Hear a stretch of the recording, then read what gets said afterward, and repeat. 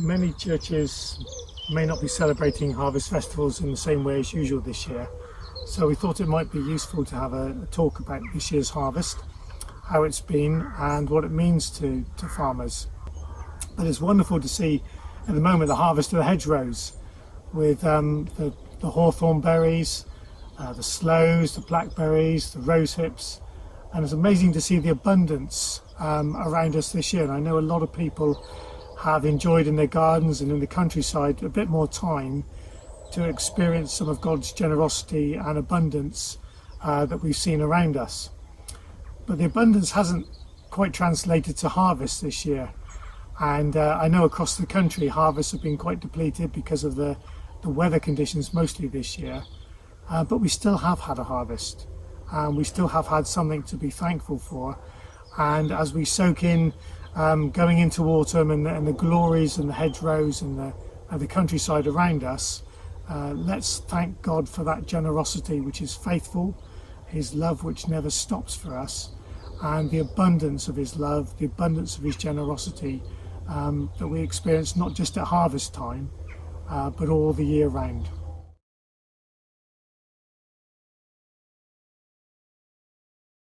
Hi, I'm Barbara Clutton. I'm the agricultural chaplain to the livestock market here at Stoneleigh. It's a long established market selling about 3,000 to 4,000 sheep every Monday and a lot of cattle, lots of special sales as well. We're struggling a little bit at the moment because of the COVID issues. Less farmers able to come to market, which is a bit of a shame because it's a big social outing as well for farmers who it's really good for them to come together to have a mutual moan about the weather or prices or the state of the world, and a lot of farmers at the moment are not able to do that because of the current restrictions. But the market is carrying on selling as normal, and the animals are all here under strict welfare and COVID restrictions.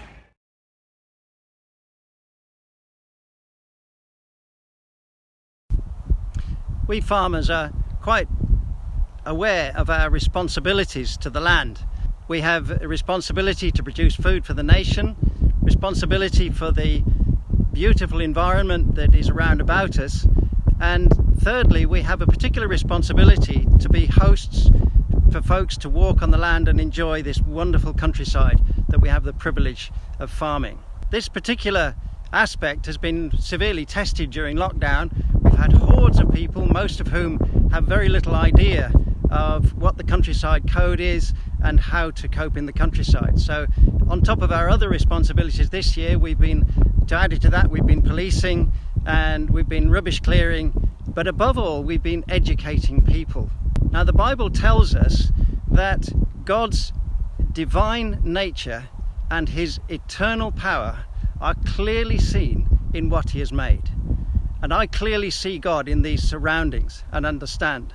And this is something that we have to share, something that we appreciate and believe that people will come to this land, they will walk across the farm and will appreciate God, discover the Creator in what has been created, and find Jesus, the architect of the universe and the one in whom all things hold together.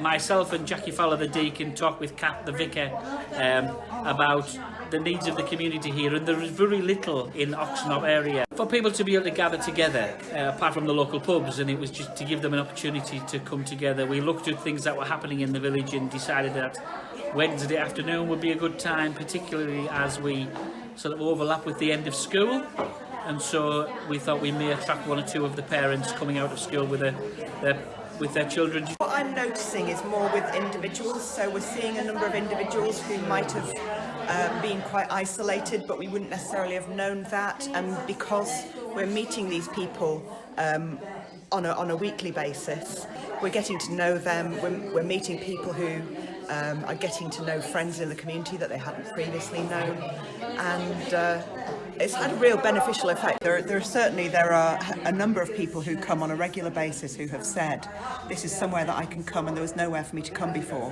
and I know I can just walk in and sit down, there'll be somebody that I can chat to.